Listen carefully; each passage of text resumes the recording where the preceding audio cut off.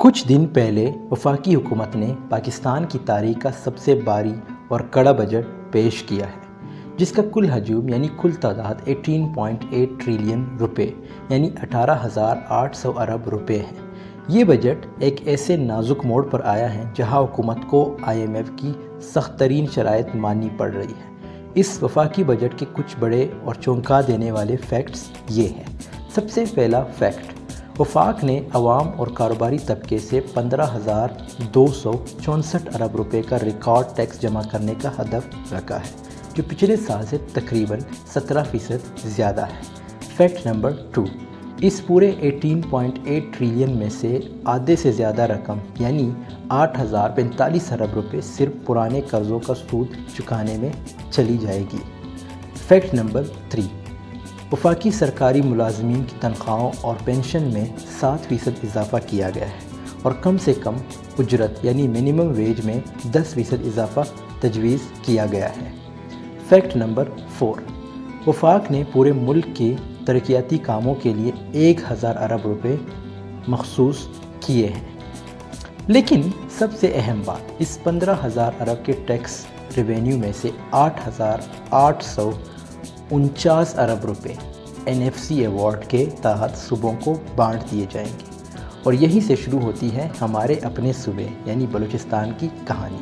آج کی ویڈیو بہت زیادہ امپورٹنٹ ہے۔ اس میں ہم دیکھیں گے کہ بلوچستان کا جو بجٹ ہے اس میں بلوچستان کو کتنا حصہ ملا ہے، یعنی پاکستان کے بجٹ میں بلوچستان کو کتنا حصہ ملا ہے۔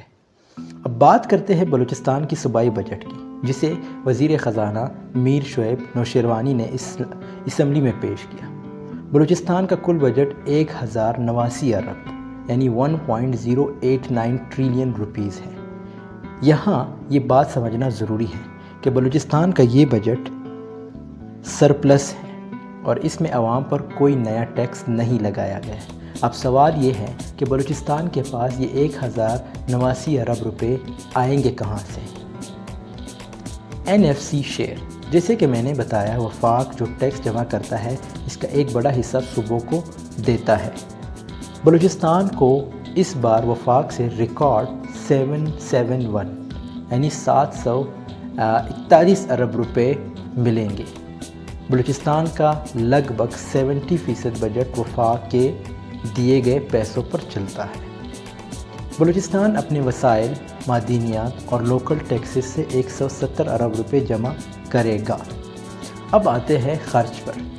اس 1089 ارب روپے میں سے 797 ارب روپے غیر ترقیاتی کاموں جیسے تنخواہیں، پینشن، حکومت چلانے کے خرچے پر لگیں گے، جبکہ صرف 206 ارب روپے ترقیاتی بجٹ PSDP کے لیے بچیں گے، جس سے سڑکیں، اسکول اور ہسپتال بنیں گے۔ اب اگر ہم اس بجٹ کو دوسرے صوبوں کے ساتھ اس کا موازنہ کریں، سب سے پہلے ہم سندھ کی بات کرتے ہیں۔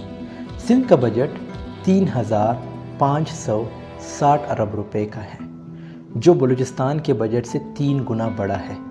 سندھ اپنے شہروں جیسے کراچی اور حیدرآباد سے زیادہ لوکل ریونیو جنریٹ کرتا ہے، جبکہ بلوچستان ابھی بھی لوکل ریونیو میں پیچھے ہے۔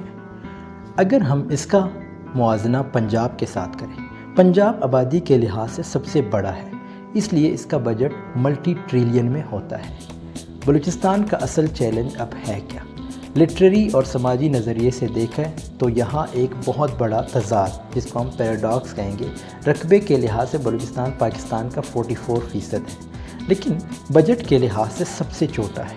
اتنے بڑے رقبے پر پھیلی ہوئی آبادی تک سڑکیں، انٹرنیٹ اور بجلی پہنچانے کے لیے 206 ارب روپے کا ترقیاتی بجٹ بہت کم پڑ جاتا ہے۔